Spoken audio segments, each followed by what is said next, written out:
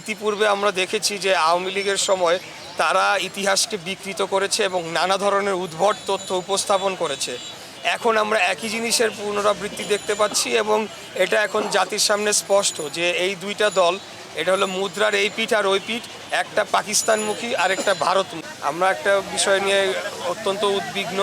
আমরা দেখেছি যে আমাদের প্রতিদ্বন্দ্বী একটি রাজনৈতিক দলের প্রধান নারী বিদ্বেষীমূলক সোশ্যাল মিডিয়াতে পোস্ট দেওয়ার পরে পরবর্তীতে একটা বানোয়াট একটা গল্প দাঁড়ানোর চেষ্টা করছে যে অ্যাকাউন্ট হ্যাক হয়ে গিয়েছিল। তা আমরা মনে করি যে এটা আসলে তাদের বিভিন্ন সময় যে নারী বিদ্বেষী বক্তব্য তারই ধারাবাহিকতার অংশ।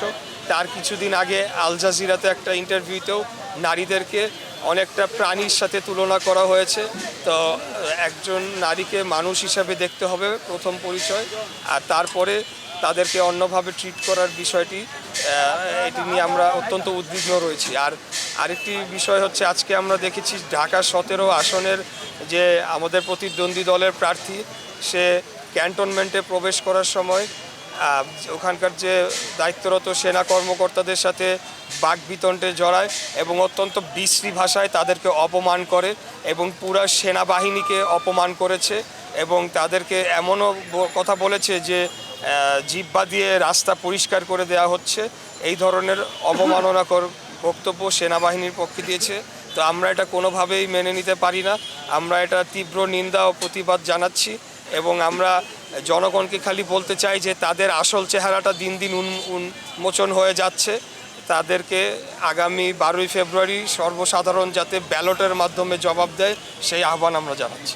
হ্যাঁ, আমি এটা ভুলে গিয়েছিলাম। এটা আমি দেখেছি, দেখার পরে আমি প্রথমে এটা বিশ্বাস করতে পারি নাই। আমি ভেবেছি এটা কি কোনো এআই জেনারেটেড ভিডিও কিনা, যে এরকম একটা মন্তব্য কিভাবে করতে পারে। মানে ইতিপূর্বে আমরা দেখেছি যে আওয়ামী লীগের সময় তারা ইতিহাসকে বিকৃত করেছে এবং নানা ধরনের উদ্ভট তথ্য উপস্থাপন করেছে। এখন আমরা একই জিনিসের পুনরাবৃত্তি দেখতে পাচ্ছি এবং এটা এখন জাতির সামনে স্পষ্ট যে এই দুইটা দল, এটা হলো মুদ্রার এই পিঠ আর ওই পিঠ, একটা পাকিস্তানমুখী আর একটা ভারতমুখী। তারা ইতিহাসকে বিকৃত করার চেষ্টা করছে এবং এই বিষয়ে যার উদ্ধৃতি দেওয়া হয়েছে, কর্নেল অলি আহমেদ, উনি নিজেও এটা সম্পূর্ণ অস্বীকার করেছেন এবং বলেছেন যে এটা অসত্য তথ্য।